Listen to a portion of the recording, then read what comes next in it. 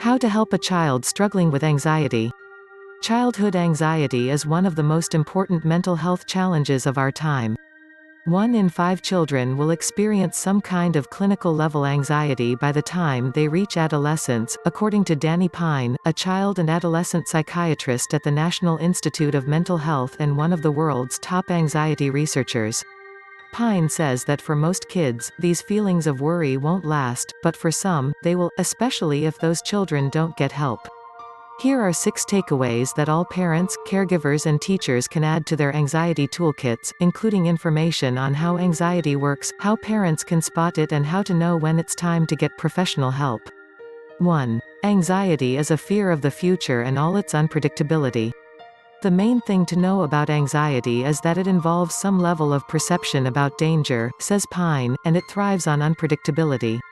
The mind of an anxious child is often on the lookout for some future threat, locked in a state of exhausting vigilance.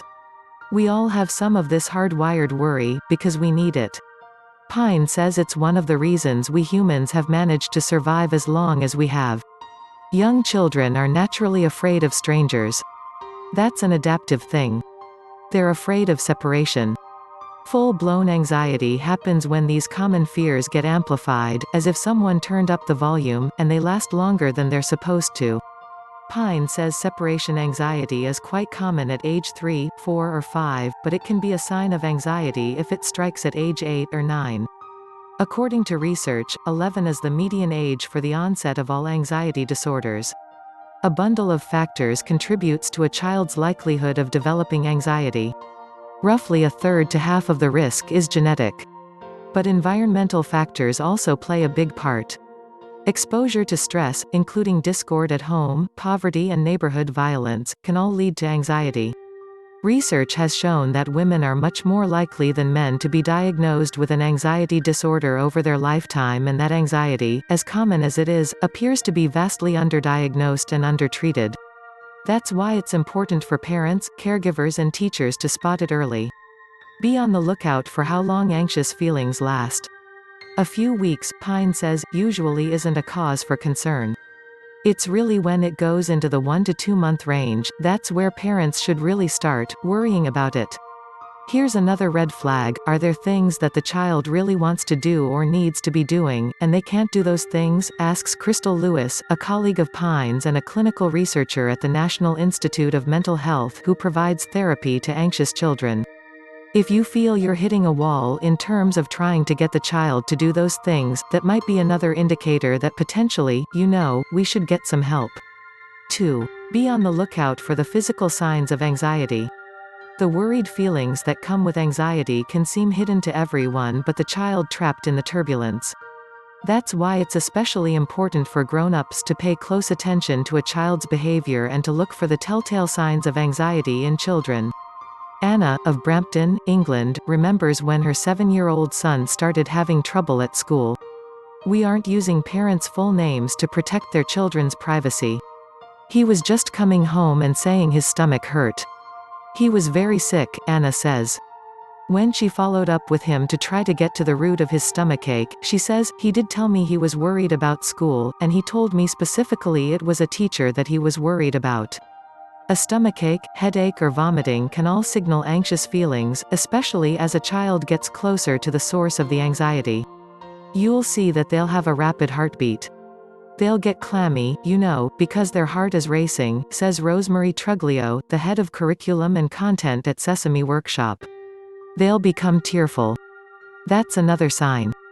Anxiety is about what's going to be happening in the future. So there's a lot of spinning in their head, which they're not able to articulate. It's near this point of panic that Pine says a child's anxiety is most visible, so you can see it in their face. There is a certain way the eyes might look. You can see it in behavior in general. People tend to either freeze, be inhibited not to do things when they're anxious, or they can get quite upset. They can pace. They might run away. Rachel, of Belgrade, Mont, says her 6-year-old son really doesn't want to swim or go to their local splash park. He just says there's too many kids in there. And he cries, and I've tried to go early in the morning when there's no one there. I mean, I've lost count of how many times we've driven by just to see if I could get him out of the car and he won't. And I'm not going to drag him. We heard this from so many parents. My child is terrified to do something that I know won't hurt them, that they might actually enjoy. What do I do? 3. Before you try to reason with a panicked child, help the child relax. You're not going to be able to move forward until you get them to calm down, says Sesame's Truglio. Because if you can't calm them down, you can't even reach them. They're not listening to your words because they can't. Their body is taking over, so talking and shouting and saying, "You're going to do this," is not very helpful. How do you break through this kind of panic? We recommend the Swiss Army knife in the Mental Health Toolkit, Deep Belly Breathing. Take a look. 4. Validate your child's fear. We heard from lots of parents who say they really struggle to know how to respond when their kids worry about unlikely things, especially if the fear is getting in the way of a busy daily routine, maybe a fun family outing or sleep. She comes down. It's 2 a.m. and she wakes me up, says Amber, of Huntsville, Alabama, about her 8-year-old daughter.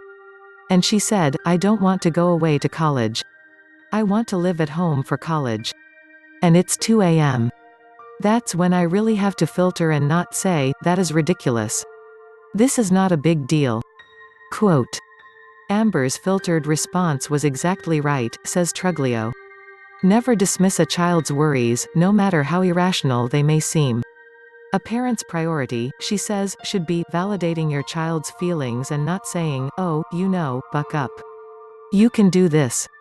That's not helpful. Lewis, of the National Institute of Mental Health, has language for parents who in the moment may feel frustrated by a child's behavior. "I know that you're feeling uncomfortable right now. I know these are scary feelings. You want to personify the anxiety, and so you can almost say, you know what, we know that this is our worry brain." Quote. Lewis says it's crucial that children feel heard and respected. Even if you're pretty certain aliens aren't going to take over the planet tomorrow, if your child is worried about it, you need to let your child know that you respect that fear. 5. Help your child face their fears. This is the fine line every parent, caregiver and teacher must walk with a child struggling with anxiety. You must respect the child's fear, but that does not mean giving in to the fear.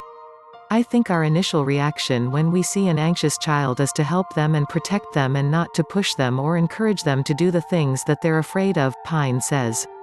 But, he adds, one of the things researchers have learned from years of studying anxiety in children is how important it is to face your fears. This might be hard for some parents to hear, but we heard it from every expert we interviewed. As to why it's important to face your fears, Lewis says, the more that you avoid or don't do certain things, it's almost implicitly teaching the child that there is a reason to be anxious or afraid if we're not doing the things that are difficult. It's sending this message that, oh well, there is potentially a dangerous component to this. Quote. So it's important, Lewis says, that children understand that things are gonna be difficult in life. Things can be scary. We can do them. I tell some of my patients, you can feel scared. That's okay. We're gonna do it anyway. Quote. And Truglio agrees. While we do have to validate our kids' feeling of fearfulness, she says, we can't always give in to this feeling. You need to push them a little bit. And there's this fine line, you can't push so far, because that's going to break them, right? They're going to fall apart even more. How do we grown-ups find that fine line? 6. Build confidence with a baby step plan. Helping kids come up with a plan to face their fears is Lewis' job. It's called cognitive behavioral therapy, and a big part of that is exposure therapy. Lewis says she once worked with an 8-year-old who was terrified of vomiting. We did a lot of practice, which included buying vomit spray off Amazon and vomit-flavored jelly beans, she recalls. We listened to all types of fun vomit sounds using YouTube video. We did a lot of practicing up to the point where we created fake vomit, and we were in the bathroom and just pretending to vomit. And Lewis says that baby step after baby step, the girl made important progress. One of her peers had vomited in the classroom. And she comes into session, and she was just like, someone vomited in my class, and I ran to the corner of the classroom and was just like, I didn't leave the classroom. She was very proud of the progress she was making. In the past, she would have run out of the classroom to the counselor's office and then missed school for, like, the next week.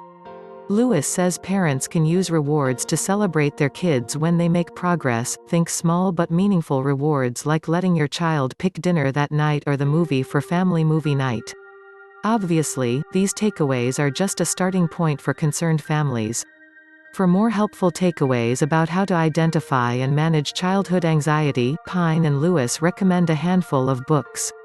Helping Your Anxious Child, A Step-by-Step Guide for Parents, by Ronald Rapay, Anne Wignall, Susan Spence, Vanessa Cobham and Heidi Linham. Outsmarting Worry, An Older Kid's Guide to Managing Anxiety, by Don Hebner. What to Do When You Worry Too Much, A Kid's Guide to Overcoming Anxiety, by Don Hebner. Anxious Kids, Anxious Parents, 7 Ways to Stop the Worry Cycle and Raise Courageous and Independent Children, by Reed Wilson and Lynn Lyons. If you feel overwhelmed by your child's anxiety, don't hesitate to ask for professional help, again, from your family's pediatrician or from a cognitive behavioral therapist.